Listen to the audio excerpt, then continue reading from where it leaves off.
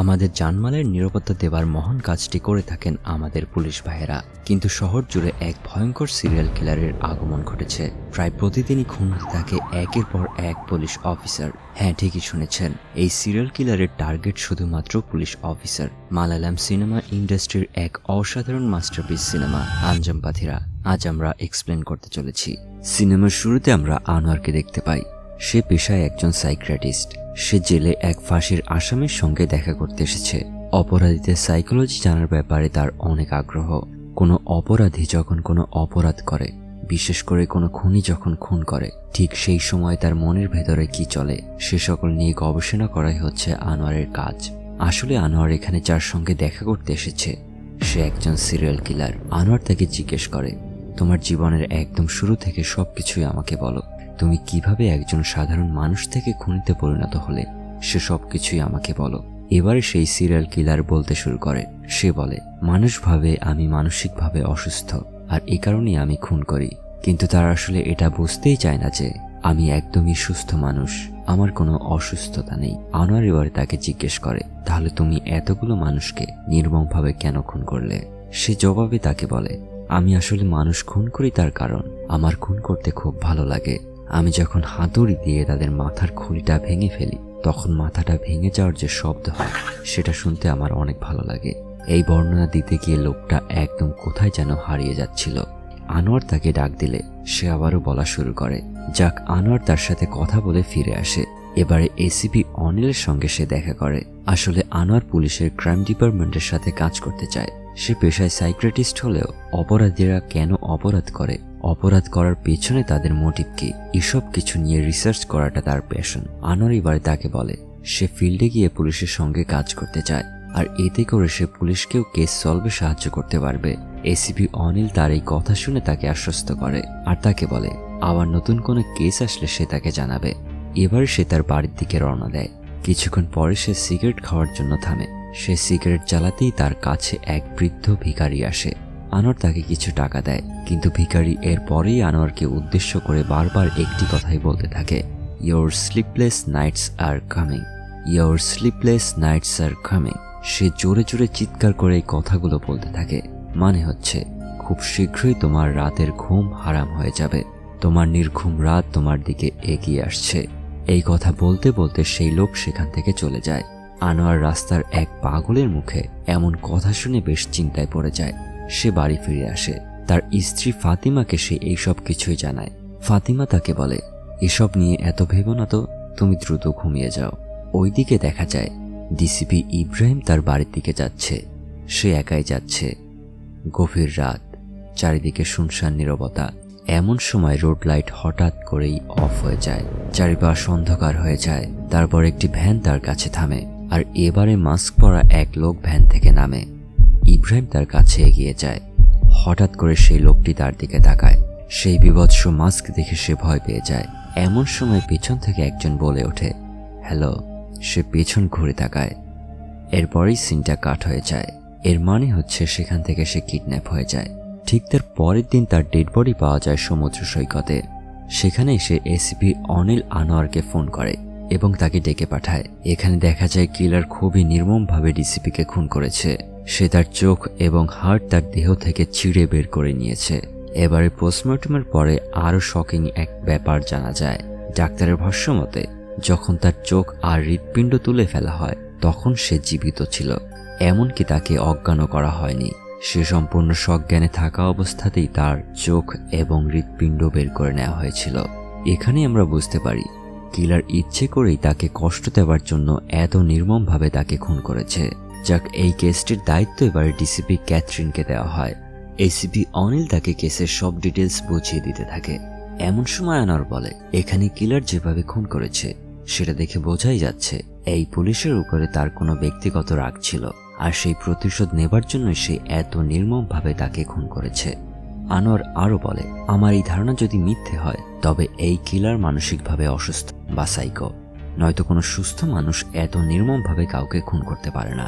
পরের দিনই পোস্টমর্টমের final report চলে আসে, আর সেখানে দেখা যায় ইব্রাহিমের শরীরে বিশেষ এক ধরনের মেডিসিনের উপস্থিতি পাওয়া যায়। আর এ ধরনের মেডিসিন শুধুমাত্র ঘুমের ঔষধের মধ্যেই থাকে। কিন্তু ইব্রাহিমের স্ত্রী জানায় ইব্রাহিম কোনো ধরনের স্লিপিং মেডিসিন খেত না। যাক, এবারে তারা সবাই সেখান থেকে চলে যায়। আনোয়ার এই কেস নিয়ে এবারে ভাবতে শুরু করে। সে তার পুরনো কেসগুলোর ফাইল বের করে দেখতে থাকে।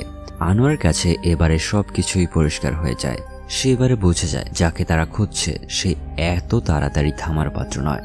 সে আসলেই একজন সিরিয়াল কিলার। সে খুবই শীঘ্রই আরও কিছু পুলিশ অফিসারকে খুন করতে চলেছে।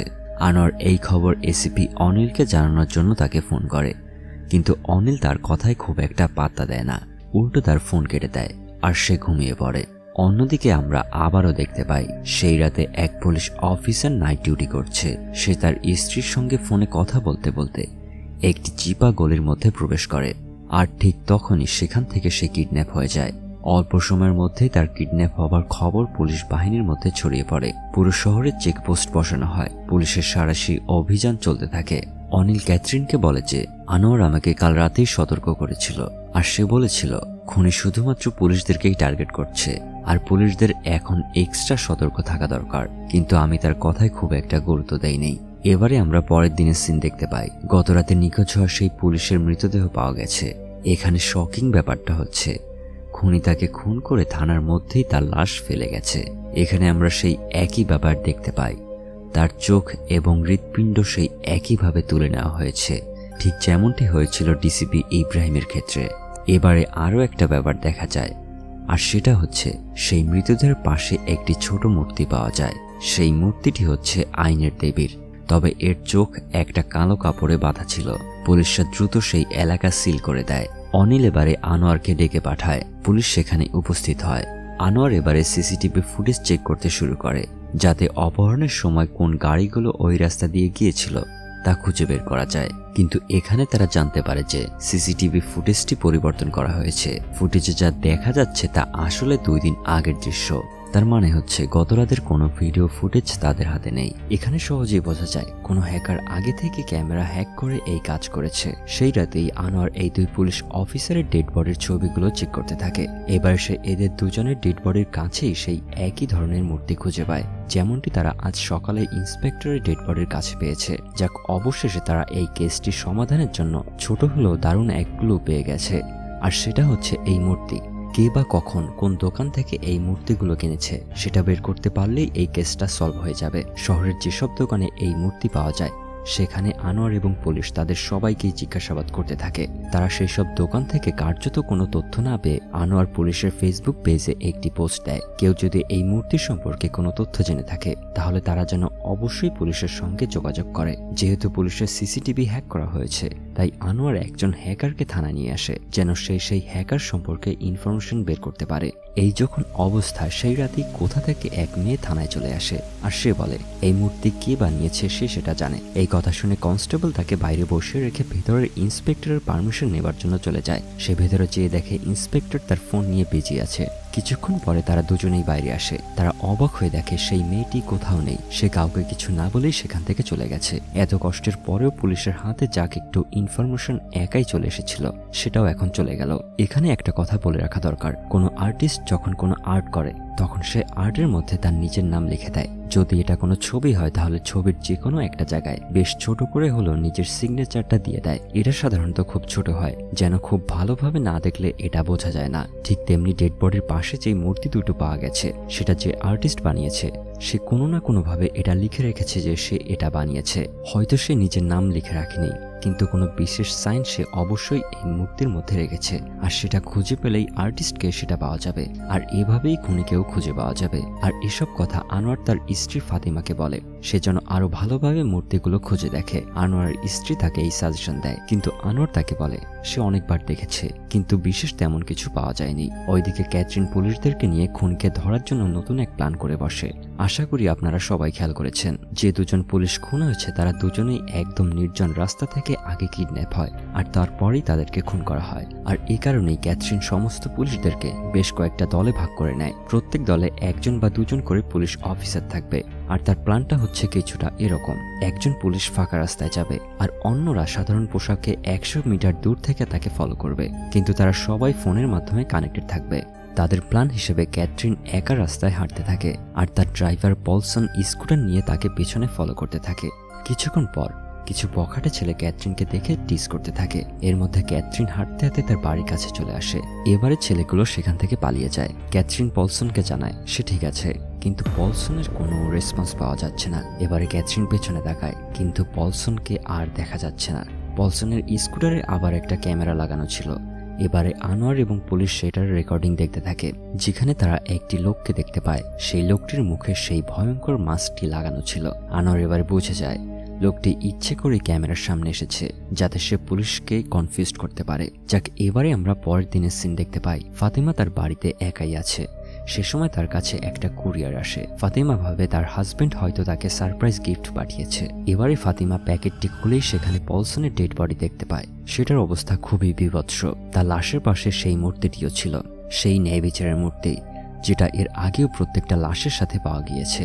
এই দৃশ্য দেখে ফাতিমা খুবই ভয় পেয়ে যায়। ফাতিমা তখনই ফোন করে আনোয়ারকে সবকিছু বলে। আনোয়ার তার সঙ্গে পুলিশকে নিয়ে তার বাড়িতে চলে আসে। ফরেনসিক ডিপার্টমেন্টের তদন্তের সময় সে পার্সেল থেকে একটি ফিঙ্গারপ্রিন্ট তারা পেয়ে যায়। এবারে তারা জানতে পারে সেই ফিঙ্গারপ্রিন্টটি সামির নামে একজন মাদক ব্যবসায়ীর। পুলিশ এবারে সামিরকে খুঁজতে থাকে। বেশ তদন্ত করার পরে তারা সামিরের গার্লফ্রেন্ডকে খুঁজে পায়। তাকে জিজ্ঞাসাবাদ করার পরে সামিরের ঠিকানা খুঁজে পাওয়া যায়, কিন্তু পুলিশ সেই ঠিকানায় গিয়ে অবাক হয়ে যায়। তারা সেখানে আসার আগেই কেউ সামিরকে আগে থেকেই শেষ করে ফেলেছে। তার লাশ অনেকদিন ধরেই সেখানে পড়ে আছে। তার মানে পুলিশের এবারের কষ্টটাও বৃথা গেল। এতে করে পুলিশ বুঝতে পারে সামিরের ফিঙ্গারপ্রিন্ট ইচ্ছে করে সেই পার্সেলে লাগানো হয়েছে, আর সেটা করা হয়েছে শুধুমাত্র পুলিশকে কনফিউজ করার জন্য। এই কেসটা সবসময় আনোয়ারের মাথায় ঘুরতে থাকে। আনোয়ার এই নিয়ে প্রচন্ড মানসিক অশান্তিতে ভুগতে থাকে। রাতে সে ঘুমোতে না পেরে থানায় চলে যায়, আর সেখানে সেই হ্যাকারের সঙ্গে বসে এই কেসটা নিয়ে ডিসকাস করতে থাকে। সে তাদের জন্য কফি বানিয়ে নিয়ে আসে। আনমনে কফির কাপ সেই মূর্তিগুলোর পাশেই রাখে, আর গরম কাপের তাপে সেই মূর্তির রং আস্তে আস্তে ফিকে হতে শুরু করে। আর এবারে সেখানে একটা সিগনেচার দেখতে পায়, আর এই সিগনেচার থেকে সে বুঝতে পারে এই মূর্তিগুলো সুধাকর নামে একজন শিল্পী বানিয়েছে। আনোয়ার, ক্যাথরিন ও পুলিশের সঙ্গে সুধাকরের বাড়িতে চলে যায়। সেখানে তারা যায় এই আশায় যে খুনি তার কাছ থেকে এই মূর্তিগুলো কিনেছে তার মাধ্যমে তারা সেই খুনিকে ধরতে পারবে। এবারে তারা সেখানে পৌঁছে এক শকিং সিন দেখতে পায়। তারা দেখতে পায় সুধাকর চোখে দেখতে পায় না। সুধাকর একজন অন্ধ। আনোয়ার সুধাকরকে জানায় 3 জন পুলিশ ইতিমধ্যেই তাদের প্রাণ হারিয়েছে, আর তাদের প্রত্যেকের লাশের পাশেই আপনার তৈরি মূর্তি পাওয়া গেছে। জবাবে সুধাকর তাদেরকে জানায় 6 মাস আগে 2 জন লোক তার কাছে এসে 5টি মূর্তি বানানোর কথা বলেছিল, কিন্তু সে তাদেরকে চিনতে পারেনি। এরপর সুধাকরের মেয়ে এসে জানায় সেদিন রাতে সে পুলিশ স্টেশনে গিয়েছিল এই মূর্তির ব্যাপারে পুলিশকে জানানোর জন্য, কিন্তু যখন কনস্টেবল ভেতরে যায় তখন একটা আননোন নম্বর থেকে তার ফোনে ফোন আসে আর তাকে হুমকি দেয়। তাকে বলা হয় তুমি যদি এই মূর্তিগুলোর ব্যাপারে কাউকে কিছু বলো তাহলে তোমাকে আমি পরপারে পাঠিয়ে দেব। মূলত এই হুমকি পেয়ে সেদিন রাতে সে ভয়ে থানা থেকে পালিয়ে যায়। যাক, তারা এইসব কথা বলে চলে যাবার সময় আনোয়ার সুধাকরের মেয়েকে তার কার্ড দেয় আর তাকে বলে যদি সেই লোক সম্পর্কে কোনো তথ্য পাও তাহলে আমাকে অবশ্যই ফোন করে জানাবে। পরের দিন পুলিশ সদস্যদের নিরাপত্তার জন্য সেই হ্যাকার অ্যান্ড্রু একটি অ্যাপ তৈরি করে, যার মাধ্যমে পুলিশ সদস্যদের অবস্থান এবং গতিবিধি শনাক্ত করা যাবে। কিছুদিন পরের ঘটনা, যখন সিআই শরৎ তার বাড়িতে যায় সে সময় হঠাৎ তার বাড়ির সব লাইট বন্ধ হয়ে যায় আর তার ঘরে সেই মাস্ক পরা লোককে দেখা যায়। সিআই শারদ আর কিলারের মধ্যে বেশ ফাইট শুরু হয়ে যায়। অন্যদিকে পুলিশ শারদের মোবাইলে অস্বাভাবিক মুভমেন্ট দেখতে পায়। তারা বুঝে যায় কিছু একটা ঝামেলা হয়েছে শারদের সঙ্গে। আনোয়ার এবং পুলিশ যতক্ষণে তার বাড়িতে পৌঁছায় ততক্ষণে শারদ কিডন্যাপ হয়ে যায়। এর আগে যতগুলো পুলিশ কিডন্যাপ হয়েছিল সেখানে তারা কিন্তু কেউই কিডন্যাপারের সঙ্গে কোনো প্রকার ফাইট ব্যাক করতে পারেনি, কিন্তু এই শারদের ক্ষেত্রে ব্যাপারটা একটু ডিফারেন্ট হলো। সেই মাস্ক পরা লোকের সঙ্গে তার বেশ ভালোই ফাইট হয়েছে। এরপর যে কি হবে আশা করি সকলেই বুঝতে পারছেন। হ্যাঁ, ঠিক পরদিন সকালে শারদের ডেড বডি মেট্রোতে পাওয়া যায়। তাকে মৃত অবস্থায় এক হুইল চেয়ারে বসিয়ে এক মহিলা মেট্রোর মধ্যে রেখে সেখান থেকে পালিয়ে গেছে। পুলিশ সেখানের সিসিটিভি ফুটেজ থেকে এসব কিছু দেখতে পায়, কিন্তু এখনো সেই মহিলার পরিচয় জানা যায়নি। পোস্টমর্টমের পর ডাক্তার জানায় শারদকে ঠিক আগের পুলিশ সদস্যদের মতোই হত্যা করা হয়েছে। একদম সেম আগের প্যাটার্ন ফলো করা হয়েছে এখানে। এখন পর্যন্ত মোট 4 জন পুলিশ সদস্য খুন হয়েছে, কিন্তু পুলিশ এতদিনে এই কেসের কোনো সুরাহা করতে পারেনি। এজন্য মিডিয়া পুলিশের পেছনে উঠে পড়ে লেগে গেছে। তাদের কাজ নিয়ে প্রশ্ন তুলতে থাকে। দায়িত্বে অবহেলার অভিযোগ এনে ক্যাথরিনকে তার পদ থেকে সরিয়ে দেওয়া হয়, আর এই কেসের দায়িত্ব এএসপি প্রকাশকে দেওয়া হয়। এরপর আমরা আনোয়ারকে দেখতে পাই। সে তার বাড়িতে বসে নিউজ দেখছে, আর তখন একজন কনস্টেবল তাকে ফোন করে জানায় যে সিআইডির দেহে শুধুমাত্র ঘুমের ঔষধের নমুনাই পাওয়া যায়নি, বরং সেখানে আরও এক প্রকার মেডিসিন পাওয়া গেছে।